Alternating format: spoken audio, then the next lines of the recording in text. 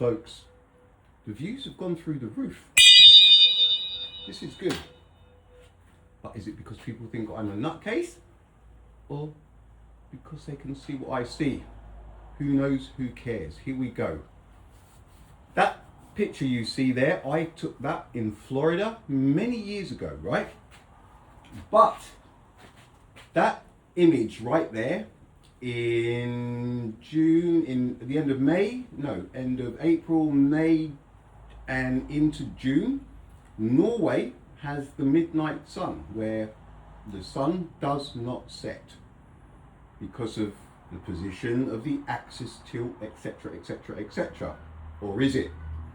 Now, that image is the exact same sky I get down here in southeast Queensland, in my northeasterly direction.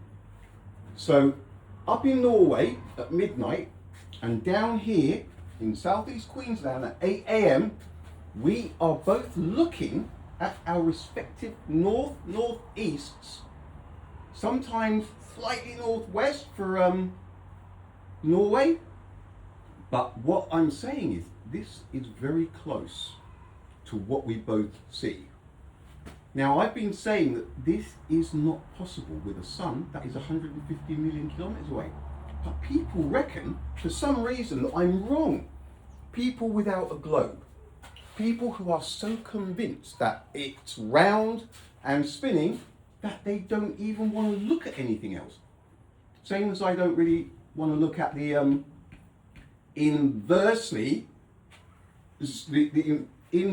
squared bloody whatchamacallit law.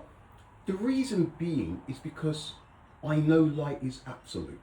I know there is no delay, because during a solar eclipse, folks, there is no delay, because during that solar eclipse the moon is in front of the sun. The sun is directly behind the moon. There is no delay. All of this inversely proportional to the distance and all of it, it's irrelevant because light is absolute. And as for gravity, that same inverse law, we'll have a closer look at that later on.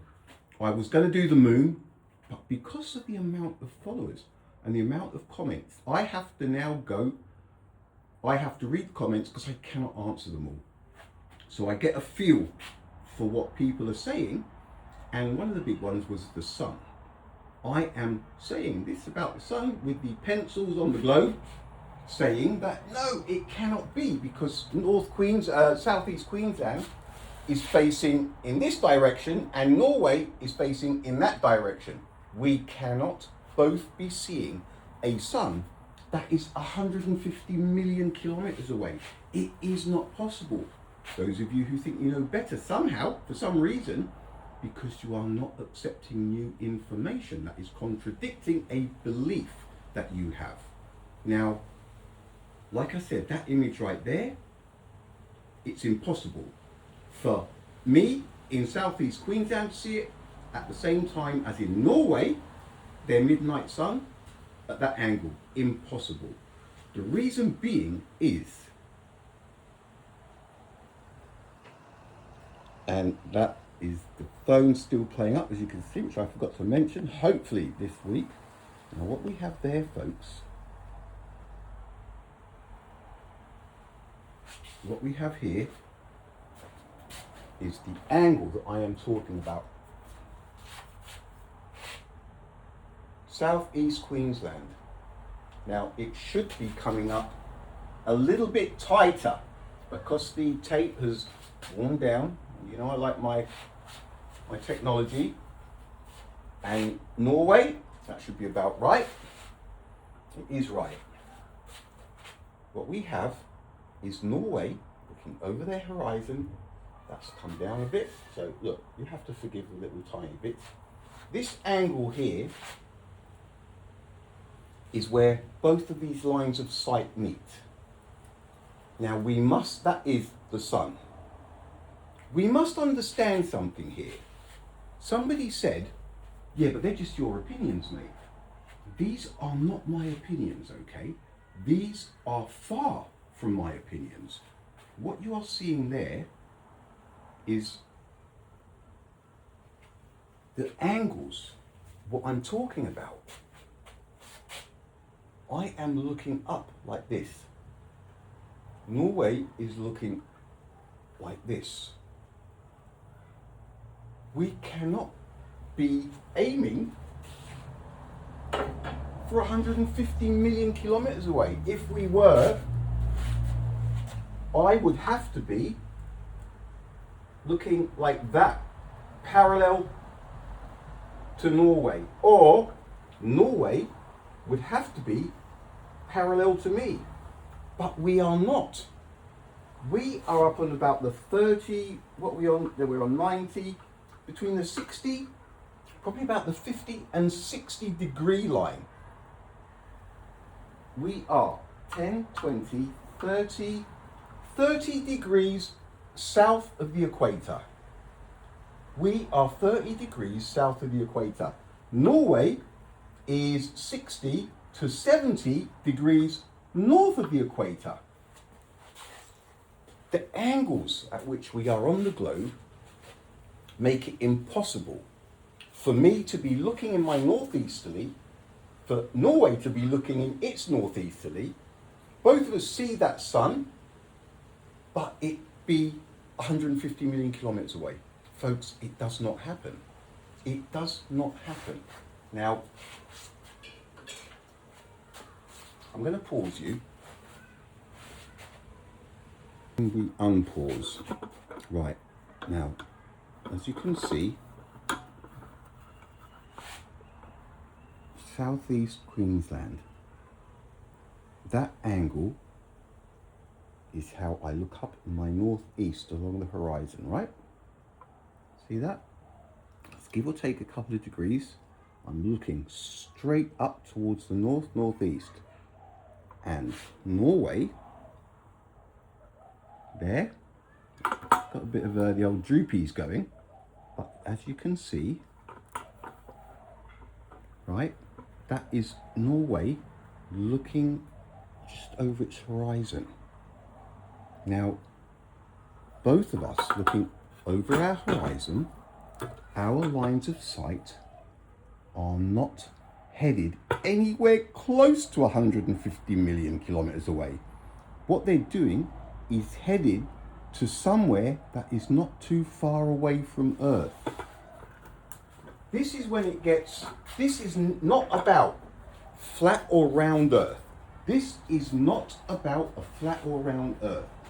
This is purely about a sun that cannot be 150 million kilometers away. I'm going to save time again. We are back in action right now.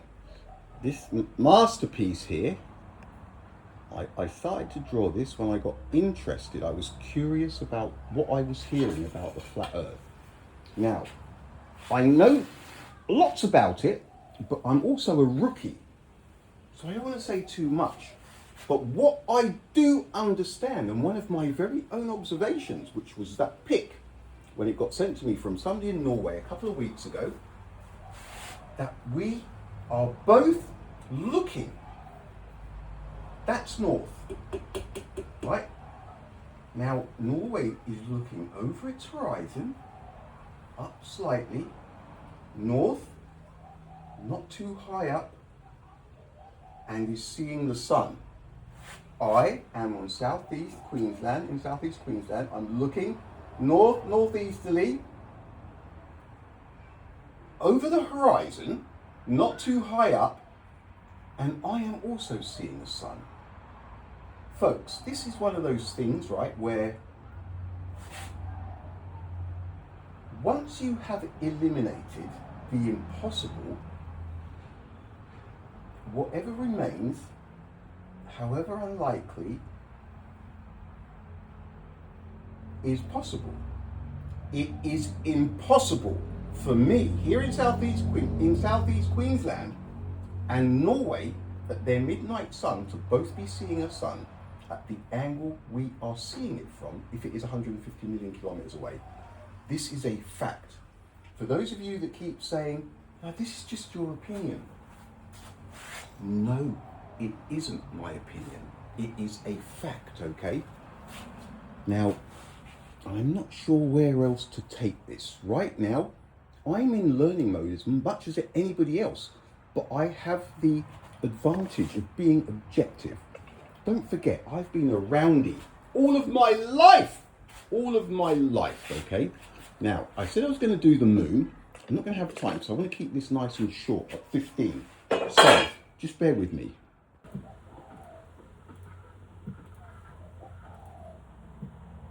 The moon is orbiting us along the equator.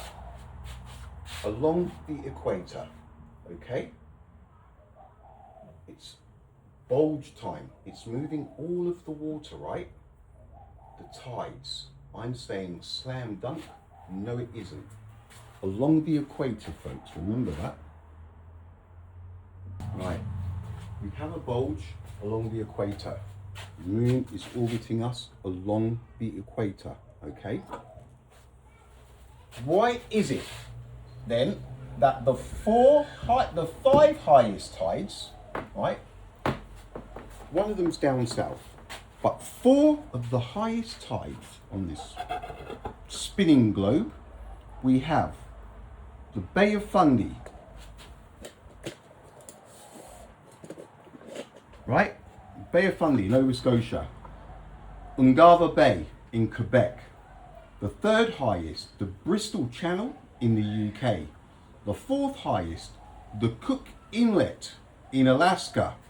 We won't worry about Argentina. The other one's in Los Gallegos in southern Argentina.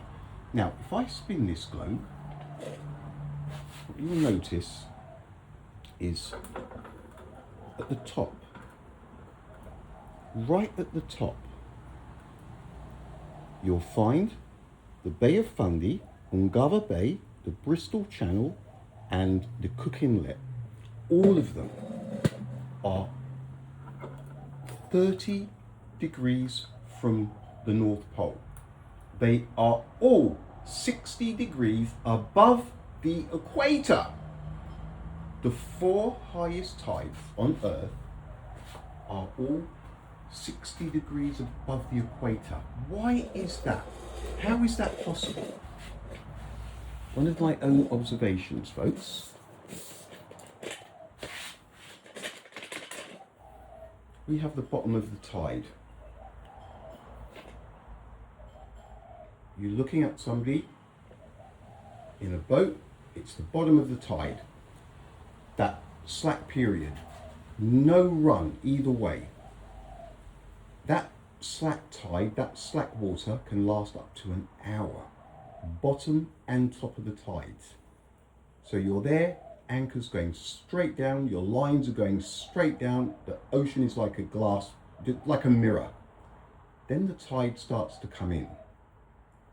You find the boat getting pushed back, the anchor rope snaps forward like that because the current is pushing you back. Your lines, doesn't matter how many of you there are on the boat, the lines go towards the back. The current is just dragging them with it, right? That goes on for 6 hours approximately. The first 2 hours, not too fast. The middle 2 hours are the strongest, right? As the tide's coming in. And those last couple of hours, it slows down again. You're at the top of the tide. If you get to somewhere and you haven't anchored and it's this slack water period that can last between 5 minutes and an hour, you sling your anchor over, sling any lines over, and everything will just go boom, straight down to the bottom. No run either way. No run for up to an hour, right? 5 minutes to an hour. And then it starts to drop. And all of a sudden, the boat is swung around the other way. You're pulling that way. Your lines go with the current, and the anchor snaps the boat, and the nose stays at the front into the swell that's coming that way. The funny thing with this, folks, and this again is an observation of my own, With the rising tide, the tide comes in from here, from the left, right? So it goes, it gets to the top, stays for up to an hour. When it drops back the way it came, right? It rises, it stops 5 minutes to an hour, and then when it drops the same way that it came, up, down. Why does it not? If there is a bulge, they are telling you folks that there is a bulge. Why is it that the 4 highest tides are up here and the moon is orbiting along the equator? Why is it that along the equator, or closer to the equator, we have the Gulf of Mexico, 10, 20 to 30 degrees north of the equator? Hardly any tides, not even a meter in the Gulf of Mexico. The Mediterranean Sea, I grew up there. The tides next to non-existent. 10, 20, 30, 40 plus degrees above the equator. Mediterranean, what's happened there? Not much tide at all. We're talking closer to the equator. Why is there less water movement? And why is it that the highest tides on Earth are all up north? If people think this is somehow logical, right, and that what's happening with the rising, the level, the dead zone, and the dropping back in the same direction, if you think this is perfectly normal and logical when you have a moon that is swinging around you, right? Where is there an opening? Where is there a door open for an hour, up to an hour of no movement, no tide movement, up to an hour, right? Where did my Luna go? 2 seconds, folks.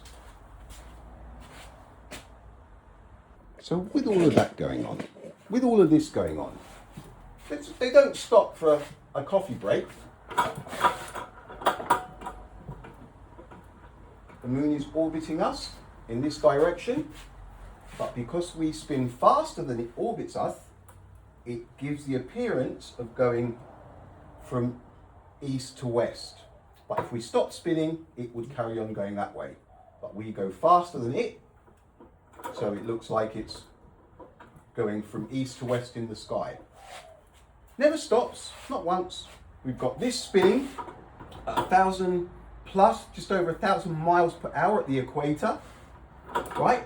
We've got this spinning around us, 2,000 something miles an hour, but because it has further to travel, we go faster than it. All of this is happening, yet at the top of some tides, we have up to 1 hour slack. People are honestly going to say that it's the seabed floor, the shape, the oscillations and the basins and they factored in a 1 hour no movement of water at the top of the tide, and again one at the bottom of the tide, up to an hour. It takes roughly 6 hours from start to finish, the incoming tide, and then up to 1 hour of slack water. 6 hours, then 1 hour of slack. That's like 15-16% of the time it took to come in. It's going to be slack. 15 to 16%. That is, it defies common sense and logic. Knowing that everything is spinning around, why would it stop? Knowing that it's spinning around, why would the tide come up and go back in the same direction that it came from? Why? Why would it not just go up, bulge, and follow back the other way? There are so many things that are illogical with the moon having anything to do with the water. The only reason people think it does is because it has been drummed home again and again and again. Up until 3 months ago, I still thought the moon was shifting the tides. But when I got to hearing about the flat earth, this is my story about this moon thing, I was saying, well, look, if it's flat, what is moving the water? What is moving the water now if it's flat? I thought it was the moon. And I went at it, and there is no pattern. So for those of you who keep saying, yes, there is, we've known, we've worked it out. You've worked nothing out. Some of you only been alive for 30 years, for crying out loud. Until you get yourselves a tide chart, right? And you go through the tide chart, like I have been through tide charts. Then you get to comment. But those people who comment saying, but we have empirical evidence. You have empirical jack shit. This presumption, you're so easily fooled. There is no pattern to be had. Now, before I told people to get tide charts, right, I had already called it myself that there was no pattern. And do you know why? You can work it out, bing, bing. On Earth, at any given time, there are how many high tides? Right now, it's not a case of the high tides go where the moon is. We can have 2 or 3 high tides on the east coast of Australia and have a few low tides on the same coast at the same time and have incoming tides and outgoing tides. It happens. The south coast, exactly the same. We can have an ingoing tide and an outgoing tide not even 100 k's away from each other. Does that sound like the moon? Some people will say, yeah. Folks, it's hard to say there is no pattern that would suggest the moon is moving Earth's water without saying there is no pattern to suggest that the moon is moving any of the water. It isn't. It is not. There is not one single logical reason to think there is, other than people have been drummed with it over and over and ended up believing it. And now the thought of it not, well, I went through it as well. But because I'm objective, I managed to nut it out in a couple of days, and I came to the conclusion that it is not La Luna that is moving the water. There is something else on Earth that is displacing the water. What's this guy on about? I'll tell you what I'm on about. I am on about common sense and logic running amok and easily doing away with the moon's gravitational pull. This does not mean that there's no gravitational pull. 1/6 on the moon, 1/6 of Earth's gravitational pull. It does not prove that. But what is there to say? Somewhere, now the 4 highest tides, we have, where are we now? That is the Bay of Fundy, number 1, Ungava Bay, number 2, the Bristol Channel is there, because that's Norway, Bristol Channel number 3, and the Cook Inlet, number 4, Los Gallegos, the 5th highest tide on Earth. Now look, all of them are up north. This is on the flat earth, right? All of them are up north. The North Sea, North Atlantic, the North Pacific. These are the oceans where ships get smashed to pieces. It doesn't matter how big they are, you get these storms and these rogue waves coming out of nowhere. It's up north. There is something displacing the water on Earth, and it is not the moon.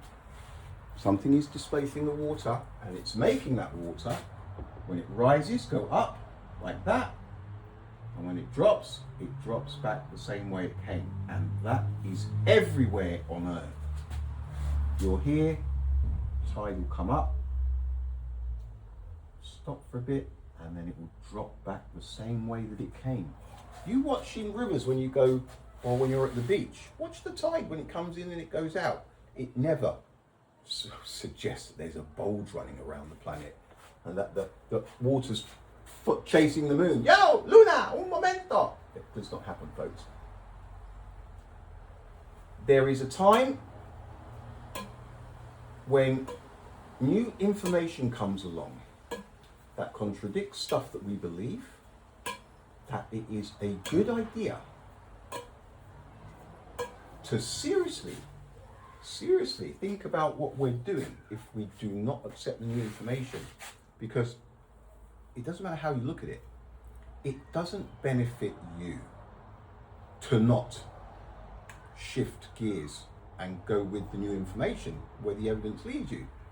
It does not benefit you at all to stay stuck believing stuff that has been disproven by other information that has come along, new information. It benefits other people, right? Now, I find it easy because I'm not hung up on any one country or any one belief or anything. I am a truth seeker. Now, if tomorrow something suggested that the planet was triangle, I would be doing a post and saying why. If I'm wrong about something, or if somebody finds something out that I have missed and I'm found out to be wrong, my hand will be the first to go up. I don't care if I'm wrong. I'm not one of those people. Nobody likes being wrong, but we are human, aren't we? And that is one of the traits, being wrong. What isn't a good trait is to deny being wrong. That sucks. It sucks. It causes division, not accepting responsibility for one's own actions, that kind of a thing. If we're wrong, we put our hand up. That prism's going to have to go. There's a story behind it, but anyway. Folks, one last thing. I will do the moon properly. I just wanted to cram a good bit into this half an hour. Now, New Zealand to Peru. You're flying from New Zealand to Peru. Somebody asked me a while back to do these. I've known these flight routes. You're in New Zealand and you're flying to Peru, okay? Now, there's New Zealand. So which way would you go to Peru? You obviously go there. New Zealand, you fly across the South Pacific and you'd land in Peru. I've been there. Yep. Marching powder. Now, why is it then that when they fly to to Peru from New Zealand, they go via LA?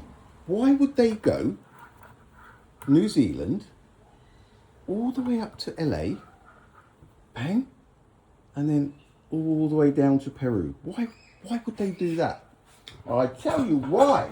There is a good chance that they're going to do that because of this. New Zealand,